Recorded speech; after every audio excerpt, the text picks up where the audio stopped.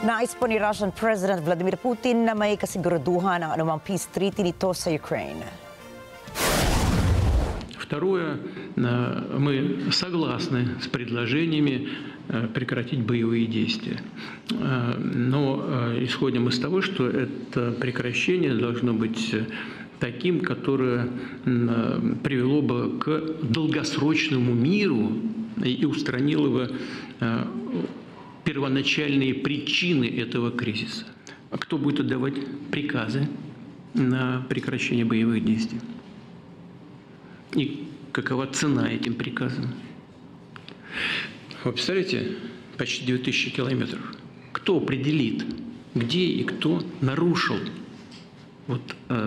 возможную договоренность о прекращении огня на протяжении 2000 километров? И потом, кто на кого будет сваливать нарушение этой договоренности?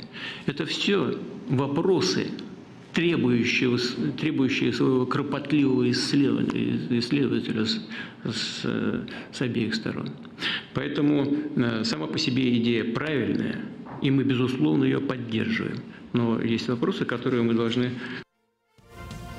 Tinutulan ng Moscow ang pagpapadala ng mga peacekeeping forces mula sa NATO sa Ukraine at sinabi nitong nais nilang manatiling neutral ang Kyiv at hindi sasali sa naturang organisasyon kahit na ito ay nasa ilalim pa ng European Union. Samantala, inihayag naman ng Britain, France at Australia na handa sila magpadala ng peacekeeping troops upang obserbahan ang ceasefire deal sa pagitan ng dalawang bansa. Iginit naman ni EU Foreign Policy Chief Kaja Kallas na ang mga naturang kahilingan ng Russia ay isang pangitain sa tunay na intensyon nito sa katapusan ng kanilang giyera sa Ukraine.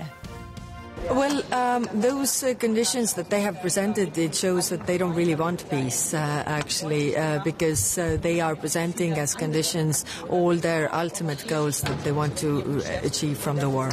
There's a broad political support for that initiative, which is good, but there's a lot of details that need to be worked out, because there are also defense ministers that need to have a say, and we have a meeting of defense ministers, but it's important that the Council said that we need to move swiftly, and that is what we are doing. Naniniwala ang Russia na ang tanging paraan upang matiyak ang pangmatagalang seguridad sa rehiyon ay ang pagtanggal ng posibilidad na umani ba ang Ukraine at pagpigil sa anumang dayuhang puwersang militar na pwesto sa kanilang teritoryo.